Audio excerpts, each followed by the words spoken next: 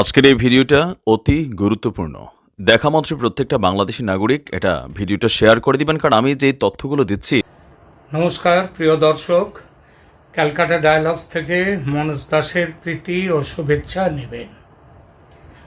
BIMSTEC sixth summit মানে বিমস্টেকের ষষ্ঠ সম্মেলন হয়ে গেছে ব্যাংককে 4 এপ্রিল, 4 এপ্রিল আজ থেকে, তারপরে আজ হচ্ছে 7 এপ্রিল। 3 দিন হয়ে গেল এবং এই 3 দিনে একটা জিনিস, অনেক জিনিস আলোচনা হচ্ছে। কি আলোচনা হয়েছে কি হয়নি, বাংলাদেশের প্রধান উপদেষ্টার প্রেস সচিব কিভাবে মিথ্যে কথা বলছেন একের পর এক আলোচনার বিষয় নিয়ে, এসব নিয়ে তো আলোচনা হচ্ছে চতুর্দিকে। কিন্তু আজ অবধি এটা স্পষ্টভাবে বোঝা গেল না যে হঠাৎ কেন বৈঠকে বসতে এত আগ্রহ হলো বাংলাদেশের, এবং তারপরে আবার ওই 4 এপ্রিলে এত প্রথম থেকেই না করে যাওয়া এবং কোনো রকমভাবে বৈঠকে বসতে অস্বীকার করার পর তারপরে কেন হঠাৎ নরেন্দ্র মোদী বা বৈঠকে বসতে গেলেন? এটা কি স্বেচ্ছায়, ভারতের নিজস্ব কোনো হিসাবে, নাকি বিদেশের কোনো চাপ ছিল? কারণ একটা সময় কথা উঠেছে একটা বিদেশ থেকে বিদেশি একজন কূটনৈতিক তিনি সমানে ভারতের সাথে যোগাযোগ করে গেছেন এই বৈঠকের ব্যাপারে। তো আমরা আজকে এখন এই জায়গা থেকে আমরা আলোচনার মধ্যে একটু দেখতে চাইব যে কেন হঠাৎ বাংলাদেশ এই বৈঠকে বসতে গেল এবং তাদের একেবারে বারবার উপযাচক হয়ে, মানে ধরতে গেলে একেবারে পায়ে ধরা বৈঠকের জন্যে, এটা কেন? এটা কিন্তু খুব বেশি আলোচনার বিষয় হয়নি এখনো অবধি। আমরা আপাতত এই বিষয়টা নিয়ে একটু আলোচনা করব। দেখুন, এর একটা কারণ আছে বলে আমরা মনে করি না, অন্তত আমার মনে হয় না। এর মধ্যে অনেকটা কারণ আছে সম্ভাব্য, এবং হয়তো সম্ভাব্য একটা কারণের জন্য এটা হতে পারে, আবার সব কারণগুলো মিলে গিয়েও এটা হতে পারে। প্রথম যেটা মাথায় আসে সেটা হচ্ছে ইউনূস প্রশাসনের চরম ব্যর্থতা, এবং সেই ব্যর্থতার ফলে তাদের দিশেহারা অবস্থা। তাদের কোন দিকে দিশেহারা নয়, তারা সব দিকে দিশেহারা। যেমন বাংলাদেশের সবচেয়ে বড় শিল্পের কথা বলুন, সব থেকে বড় শিল্প হচ্ছে তাদের ওই গার্মেন্টস তৈরি, পোশাক তৈরির ব্যবসা। সেই ব্যবসাটা শেষ হয়ে যাওয়ার মতো হয়ে গেছে।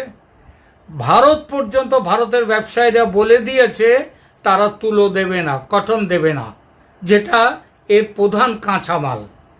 এটা তো হচ্ছে ধরুন ব্যবসার দিকে, মানে যদি ওই গার্মেন্টস ম্যানুফ্যাকচারিং চলে যায় বাংলাদেশের, তার অর্থনীতি এমনিতেই শেষ। বহু কারখানা বন্ধ হয়ে গেছে, কিছু পুরনো স্টকে চলছে, কিছু কারখানা টিম করে চলছে। সুতরাং এই তারা শিল্পে এই দিশেহারা। দ্বিতীয়ত, তাদের দেশে খাদ্য সামগ্রী অর্থাৎ খাদ্যবস্তু কোত্থেকে আসবে? চীন থেকে খাদ্যবস্তু নেই, একমাত্র মিয়ানমার থেকে কিছু চাল আনছিল। সেই চাল মাঝখানে ধরা পড়ার পর 4টে জাহাজ আটকে দিয়েছিল আরাকান আর্মি। সেই আরাকান আর্মিকে টাকা দিয়ে, কর দিয়ে সেখান থেকে আনতে হয়েছিল। ভারতে পাকিস্তান থেকে চাল নিয়ে গেল এক জাহাজ, 50,000 টন চাল, সেটা পচে যাওয়া চাল। সেটা শেষ পর্যন্ত জীবজন্তু, ওই মুরগি টুরগি খাওয়া, গরু খাওয়া, এইসবগুলো তাদের উপরে জন্য ব্যবহার করতে হয়েছে। ভারতকে পরে বলতে হলো চাল পাঠান। তো সব ব্যাপারে, খাবার দাবার সমস্ত কিছু ব্যাপারে ভারত সেটা ভারতের উপরে মুখাপেক্ষী হয়ে থাকতে হচ্ছিল ইউনূস প্রশাসনকে। অথচ দুজনের মধ্যে সম্পর্ক ভালো নয় দু দেশের মধ্যে। সেই জন্যে বাধ্য হয়ে সম্পর্ক ভালো করার চেষ্টার জন্যে ইউনূস প্রশাসন দিশেহারা হয়ে প্রায় ভারত সরকারের পায়ে ধরার মতো, যে আপনারা একটু বসার ব্যবস্থা করুন, আমরা বসতে চাই। দ্বিতীয় যে সম্ভাবনাটা, যে কেন বাংলাদেশ এত আগ্রহ নিয়ে বসতে চাইছিল, সেটা হচ্ছে ভারতের সঙ্গে বাণিজ্যিক সম্পর্ক যেটা এই বললাম দিশাহারা ইউনূস প্রশাসন তাদের অবস্থা কাটাতে বাণিজ্যিক সম্পর্কটা ভালো করবার চেষ্টা করতে লাগলো, যে আমরা আর কিচ্ছু বুঝি না। এর আগে অনেক কথা বলতো ওদের সমস্ত যারা ওই উপদেষ্টাদের মধ্যে, ছাত্র উপদেষ্টা এবং অন্যরা, মনে আছে সেই ইলিশ মাছ নিয়ে কি হয়েছিল? ইলিশ যাবে না, আমাদের দেশের লোক ইলিশ খাবে, আর ইলিশ খেতে গেলে যে তেলটা দরকার সেটা যায় ভারত থেকে। তো যাই হোক, পরের দিকে বুঝে গেছে যে এটা করে দিয়ে ভালো হবে না, সুতরাং তখন হচ্ছে কি বাণিজ্যিক সম্পর্ক যাতে পুরো দস্তুর স্বাভাবিক করা যায়, সেইটা চালানো যায়, তার জন্যে তারা ব্যস্ত হয়ে উঠতে পারে। তৃতীয় হচ্ছে ভারতের সঙ্গে কূটনৈতিক সম্পর্ক স্বাভাবিক করা। কেন কূটনৈতিক সম্পর্ক স্বাভাবিক করা? কারণ ওই গঙ্গার জল বন্টন, তিস্তা পানি বন্টন, এই সমস্তগুলো নিয়েও তাদের মধ্যে কূটনৈতিক আলাপ আলোচনার দরকার হয়েছিল। আপনাদের মনে থাকতে পারে কয়েকদিন আগে গঙ্গার জল বন্টন নিয়ে ফারাক্কা সাথে কথা, ফারাক্কা ব্রিজ নিয়ে এখান থেকে জল বন্টন নিয়ে, মানে সেখান থেকে বাংলাদেশ থেকে একদল এসছিলেন এখানে কথা বলবার জন্যে। তারা এসছিলেন, কিন্তু ভারত সরকার কথা বলেনি। ভারত সরকার কি বলেছিল? বলেছিল যে আমরা কোনো নির্বাচিত প্রতিনিধি ছাড়া, সরকার ছাড়া কারোর সাথে কথা বলবো না, এই দখলদার সরকারের সাথে কথা বলবো না। সুতরাং এই সম্পর্কটা স্বাভাবিক করার দরকার ছিল। চতুর্থত হচ্ছে ভারতকে ধরে আমেরিকার কাছে পৌঁছানো। কারণ আমাদের ট্রাম্প সাহেব, তার জমানায় ইউনূসের উপরে কীরকম চাপ আসবে সেটা তারা অনুমান করছিল। কারণ ইউনূস সম্পর্কে ট্রাম্প সেই বিখ্যাত কথা আছে না, where is that micro finance man? সুতরাং এই জিনিসটা আছে। এর সাথে আর একটা যেটা সব থেকে বড় কারণ এসে দাঁড়িয়ে গিয়েছিল, যেটা আরও ভয়ের কারণ, সেটা হচ্ছে আমেরিকার director of national intelligence Tulsi Gabbard. সেই তুলসি গ্যাবার্ড এসে আমাদের ভারতে এসে তিনি একটি পত্রিকা, অনলাইন পোর্টাল, একটা তাদের সাথে এনডিটিভি, তার সাংবাদিকের সঙ্গে কথা প্রসঙ্গে যেটা বললেন সেটা হচ্ছে খিলাফত প্রতিষ্ঠা, ক্যালিফেট প্রতিষ্ঠার জন্যে বাংলাদেশ তুমুলভাবে সেখানে উগ্রপন্থী জঙ্গিরা সেখানটায় এগিয়ে চলেছে। এটা সারা পৃথিবীর পক্ষে একটা দুঃসংবাদ, পৃথিবীর পক্ষে। এটা তুলসি গ্যাবার্ড বলে গেছেন। তাহলে দুঃসংবাদ হলে তাহলে পৃথিবী থেকে কি করবে? পৃথিবীর থেকে যে দেশগুলো রয়েছে, মানে বাংলাদেশের মতো এরকম দেশকে তারা, পৃথিবীর অন্যান্য দেশগুলো তারা সন্ত্রাসবাদী দেশ হিসেবে বাংলাদেশকে ঘোষণা করে দিতে পারে, সন্ত্রাসবাদী দেশ হিসেবে। আর সন্ত্রাসবাদী দেশ হিসেবে ঘোষণা করলে ওই ইউএনওর সাহায্য, আমেরিকার সাহায্য, অন্যান্য দেশের সাহায্য সব কিছু বন্ধ হয়ে যাবে। সুতরাং আরও একটা বড় কথা এইখানটায় মনে রাখতে হবে, আমেরিকা, কানাডা, ইউকে এবং আরও কিছু ইউরোপিয়ান দেশ তারা বাংলাদেশ ভ্রমণের ব্যাপারে ট্রাভেল অ্যাডভাইজারি চালু করে দিয়ে বলেছে ওখানে যাওয়া এখন বিপজ্জনক। কারণ এবং কিছু কিছু এলাকা তো স্পষ্টীকরণ করে দিয়ে দিয়েছে, বলে দিয়েছে এই এলাকাগুলোয় যেন খবরদার কেউ যাবেন না। তার মধ্যে ঢাকা শহরের একটা বড় অংশ পর্যন্ত রয়েছে। তা রাজধানীর বড় অংশ যদি থাকে তাহলে অন্যান্য জায়গাগুলো, চট্টগ্রাম, সেখানে যেতেও ট্রাভেল অ্যাডভাইজারিতে নিষেধ করা হয়েছিল। তো এই সব কারণগুলোর জন্যে সব থেকে বড় শেষের কারণটা যেটা বললাম, তুলসি গ্যাবার্ড বলে গিয়েছিলেন ক্যালিফেট প্রতিষ্ঠার চেষ্টা, আর এই ক্যালিফেট প্রতিষ্ঠার বিরুদ্ধে হচ্ছে আমেরিকা বলে দিয়েছে তারা এই জঙ্গিবাদকে প্রশ্রয় দেবে না। সুতরাং এটার জন্য যদি বাংলাদেশকে যদি ওই এ রাষ্ট্র হিসেবে ঘোষণা করে, সন্ত্রাসবাদী রাষ্ট্র হিসেবে ঘোষণা করে, তাহলে হয়ে গেল বাংলাদেশের। সুতরাং কথা বলতে হবে। আর কার সাথে? আমেরিকার সাথে কথা বলার সেখানে ক্ষমতা চলছে না, কথা বলার সেই যোগ্যতাই এদের কারণ নেই, যতই নোবেল জয়ী হোক। তো তখন কি হলো? ভারতকে ধরো, ভারত আমার বাড়ির পাশে, মিষ্টি মিষ্টি কথা বলে, দরকার হলে হাতে পায়ে ধরো, ধরে একটু বসার ব্যবস্থা করো, আমরা বলতে পারবো দেখো ভারত এতদিনে আমাদেরকে স্বীকৃতি দিয়েছে, ভারত এতদিন বলেছে যে দখলদার সরকারের সঙ্গে যারা গণতান্ত্রিকভাবে নির্বাচিত নয় সেই সরকারের সঙ্গে আমরা কোনোভাবে বসবো না, এই কথা বলেছিল। তো এখন বলবে যে এই দেখো বসে গেছি আমরা, আমরা সন্ত্রাসবাদী নই, সন্ত্রাসবাদী দেশ নই, এইটাই বলবে। এরপরে দেখুন এইবার ভারতের ব্যাপারে আসি, তাহলে তো বুঝলাম বাংলাদেশ কেন এত বসবার জন্য আগ্রহ ছিল তাদের। দ্বিতীয়ত এবার আসা যাক ভারত কিভাবে প্রস্তাব অগ্রাহ্য করেছে এবং শেষ মুহূর্তে এসে কিভাবে বৈঠকে বসতে রাজি হয়েছে এবং বৈঠক করেছে। এই ব্যাপারটা নিয়ে একটুখানি আমরা চিন্তা এইবার আমাদের মধ্যে আসে যে কেন ভারত এটা বসলো। তাহলে কি ভারতের এটা ইউনূসের কাছে পরাজয়, বাংলাদেশের কাছে হার মানল? বাংলাদেশের একজন ইউটিউবার, তার একটা ইউটিউবে দেখলাম যে মোদি নথি স্বীকার করেছে ইউনূসের কাছে। তো এই কথাগুলো এইখানটায় উঠতেই পারে। আমাদের ভারতেও কথা হচ্ছে, এমন কথাও চলছে ভারতে, যদি ইন্দিরা গান্ধী যদি আজকে ক্ষমতায় থাকতেন তিনি বাংলাদেশ দখল করে ফেলতেন, এমন কথা চলছে। কিন্তু এই কথাটা হচ্ছে অত্যন্ত বাজে কথা, কারণ ইন্দিরা গান্ধী কোনোদিন বাংলাদেশ দখল করতে যেতেন না। তিনি সেখানে পাকিস্তানের সেনার বিরুদ্ধে লড়াই করে বাংলাদেশকে স্বাধীন করেছিলেন। কিন্তু আজকে বাংলাদেশের অবস্থা সম্পূর্ণ আলাদা। এখানে অন্য কোনো দেশ ওখানে ক্ষমতা দখল করে বসেনি, বসেছে তাদের নিজেদের দেশের মানুষ। সুতরাং এটা তাদের অনেকটা তাদের ইন্টারনাল ম্যাটার হয়ে যায়।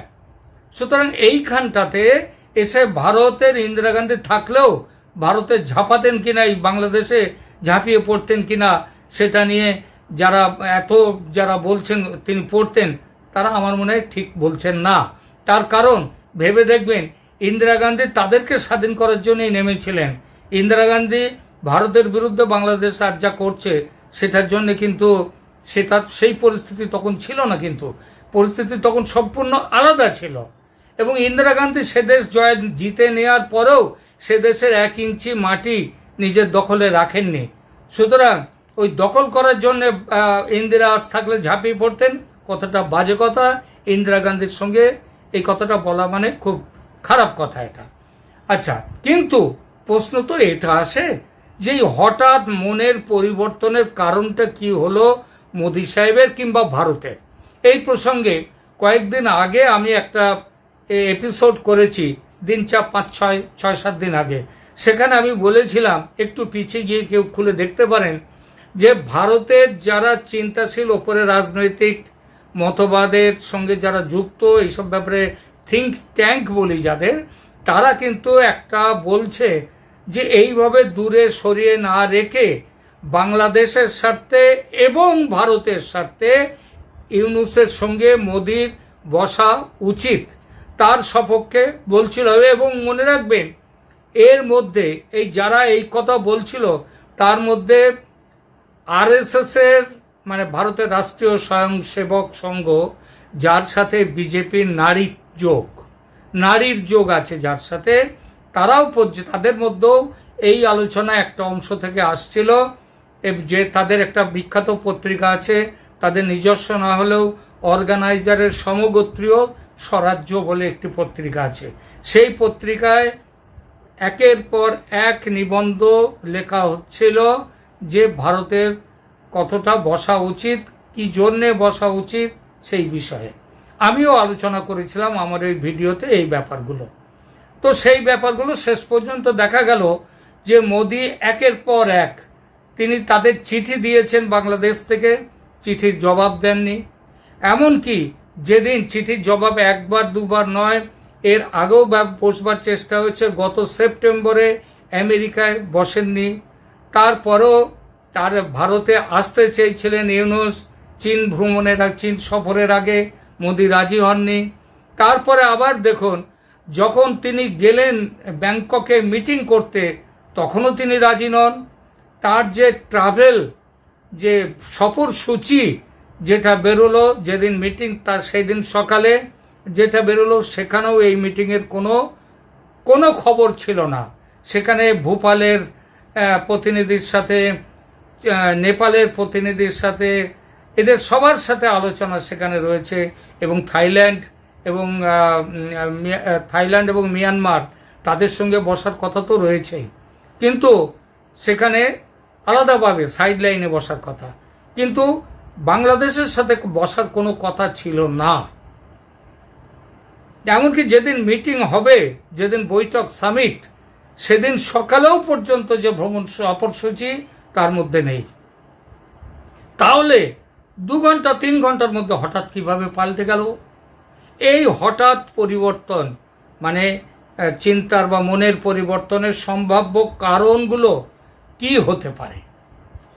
বলা যায় যে এর মধ্যে অনেকগুলো কারণ থাকতে পারে। সেগুলো হচ্ছে, একটা হচ্ছে সব আমেরিকার চাপ। আমেরিকার কি আছে? আমেরিকার চাপটা এই জন্যেই তাদের একটা সামরিক দৃষ্টিকোণ নতুন দেখা যাচ্ছে। আপনাদের মনে হচ্ছে যেদিন 25 তারিখে 25-26 রাতে আমাদের ইউনূস সাহেব চীন সফরে গেলেন, তার আগের দিন 24 তারিখে আমেরিকার সামরিক কর্তাদের কয়েকজন হাওয়াই দ্বীপপুঞ্জ থেকে চলে এলেন। তারা চলে এসে তাদের সঙ্গে বসলেন। কার সঙ্গে কথা বলেন? আমাদের ওয়াকারুজ্জামানের সঙ্গেও কথা বললেন। কথা বলে তারা চলে গেলেন। তারা তো এমনি বেড়াতে আসেননি, তারা কয়েক ঘন্টার জন্য এসেছিলেন। কিসের জন্য? অত্যন্ত গুরুত্বপূর্ণ। সেই গুরুত্বপূর্ণ কারণটি কি? সামরিক দৃষ্টিকোণ। সামরিক দৃষ্টিকোণটা কি? তিনটে কাহিনী এর মধ্যে চলে। একটা হচ্ছে যে একটি খ্রিস্টান রাজ্য প্রতিষ্ঠার জন্য অনেকদিন আগের থেকেই বাংলাদেশের কিছু অংশ, আমাদের নর্থ ইস্টের ওই মিজোরামের ওদিক দিয়ে কিছু অংশ, তারপরে হচ্ছে ওদিকে কাচিন প্রদেশ মিয়ানমারের, এইগুলো নিয়ে একটা খ্রিস্টান রাষ্ট্র করার পরিকল্পনা। এটা এই বাইডেন সাহেবের আমলে ছিল, তার আগের আমল থেকে চলছে। কিন্তু এই আমলে সেটার কোনো ঘটনার কোনো প্রকাশ আমরা দেখতে পাইনি। কিন্তু এবার এসে সেটাও উঠতে পারে, কারণ আমেরিকার স্বার্থ দেখা এটা ট্রাম্প সাহেবও ভালোভাবে দেখছেন।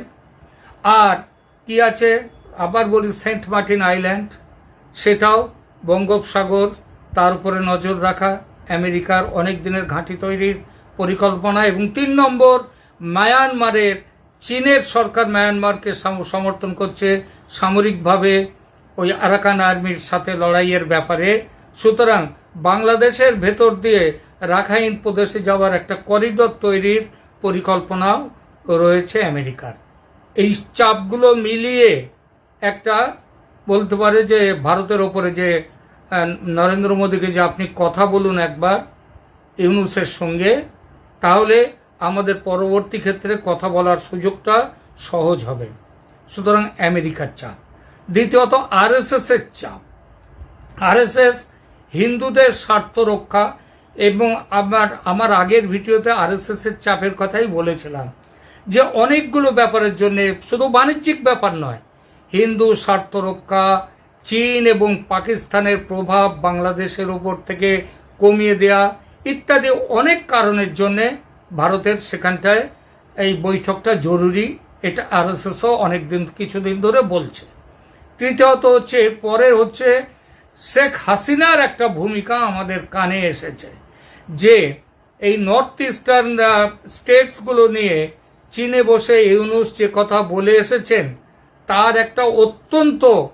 তার একটা প্রতিক্রিয়া, খারাপ প্রতিক্রিয়া, যেটা খারাপ হচ্ছে বাংলাদেশের পক্ষে খারাপ, সেই প্রতিক্রিয়া ভারতে দেখা গেছে। আপনারা জানেন ত্রিপুরা থেকে অলরেডি গ্রেটার ত্রিপুরা তৈরি করবার জন্যে ওই চট্টগ্রামের ওখানে যে করিডরটি আছে সেইটা দখল করে চট্টগ্রামকে বিচ্ছিন্ন করে ত্রিপুরার সাথে যোগ করে দেওয়ার পরিকল্পনাটা রয়েছে। তাহলে এই যে পরিকল্পনা, এবং ভারতের সেনা থেকে শুরু করে সাধারণ মানুষ সবারই একটা কথা হচ্ছে যে এবার বাংলাদেশকে একটা শিক্ষা দিতে হবে। তো এই শিক্ষা দেওয়ার জন্যে দিতে গেলে কার ক্ষতি হবে? শিক্ষাটা কিভাবে? কথা হচ্ছে যে বাংলাদেশকে খণ্ডিত করা একটা উত্তর দিকে যেখানে আছে ওই শিলিগুড়ি করিডর, চিকেন স্নেক, সেটা বাড়ানো, তার জন্য রংপুর ইত্যাদিকে নিজেদের মধ্যে নিয়ে নেওয়া ভারতের মধ্যে। দ্বিতীয়ত গ্রেটার ত্রিপুরা করবার জন্যে ওখান থেকে চট্টগ্রামকে বিচ্ছিন্ন করে নেওয়া, এইসব পরিকল্পনাগুলো আছে। এটা করলে কার ক্ষতি হবে? বাংলাদেশের ক্ষতি হবে, মানে শেখ হাসিনা সেটা সহ্য করতে পারবেন না, তিনি সেটা সহ্য করতে পারবেন না, ফলে তিনিও শেষ মুহূর্তে নরেন্দ্র মোদীকে প্রচণ্ডভাবে অনুরোধ করেছেন, মানে দরকার হলে হাতে পায়ে ধরার মতো করে অনুরোধ করেছেন, আপনি দয়া করে একবার তাদের সাথে বসুন। আজকে যে অত্যন্ত উত্তেজনা হয়েছে, উত্তপ্ত হয়েছে আবহাওয়াটা মানে থেমে যেতে পারে, ঠান্ডা হতে পারে এই উত্তপ্ত আবহাওয়াটা, এটা একটা কারণ হতে পারে। আবার ভবিষ্যতে বড় কোনো পরিকল্পনা, সেই পরিকল্পনার জন্যে ইউনূসের সঙ্গে এই মিটিংটা হতে পারে। সেই পরিকল্পনাটা কি? সেই পরিকল্পনাটা আমি মানে খুব বড় করে এখানে বলতে পারবো না, শুধু একটু বলি। যেমন বলি দেওয়ার আগে, পুজোর আগে বলি দেওয়ার আগে পাঁঠাকে ওই চান টান করিয়ে সিঁদুর মাখিয়ে একেবারে খাইয়ে দাইয়ে তারপরে কোলে করে নিয়ে এসে হাঁড়ি কাঠে দেওয়া হয়, এটা তেমনও কিছু হতে পারে। ভারতের বড় কোনো পরিকল্পনা ভবিষ্যতের জন্যে আসতেই পারে। কারণ ভারত এত বছর ধরে দেখে এসেছে, যতই বাংলাদেশের জন্য স্বার্থ ত্যাগ করো, সে দেশের একটা সংখ্যক মানুষ, তাদের সংখ্যা বড় কম নয়, সেই মানুষ তারা চিরকালের জন্য ভারত বিরোধী থাকবে। এবং এই ভারত বিরোধিতার মূল কারণ হচ্ছে ভারত হিন্দু প্রধান দেশ, ভারতের সরকার হিন্দু প্রধান, সুতরাং তাদেরকে সহ্য করা যাবে না। তো এই কারণগুলো যে কোনো সবগুলো মিলেও হতে পারে, আবার যে কোনো একটাও হতে পারে, আবার সবগুলো মিলিয়ে একটু একটু করে একটা জিনিস হতে পারে, যার জন্যে নরেন্দ্র মোদীর সাথে বৈঠক হয়েছে ইউনূসের। সুতরাং এই হচ্ছে বৈঠকের কারণ। এটা হঠাৎ এক মুহূর্তের কোনো সিদ্ধান্ত পরিবর্তন নয়। সকালে বলছেন নরেন্দ্র মোদী বসবো না, ভারত বলছে বসবো না, 2 ঘন্টার মধ্যে বসলেন। এটা হঠাৎ পাল্টে যাওয়া কোনো ঘটনা নয়, এটা অনেক চিন্তা ভাবনা করে এবং এর পেছনে বড় কোনো কারণ আছে, সেই কারণগুলো এখানে আলোচনা করলাম। কেমন লাগলো সেটা জানাবেন। এখনকার মতো এখানেই রাখছি, ভালো থাকবেন, ধন্যবাদ।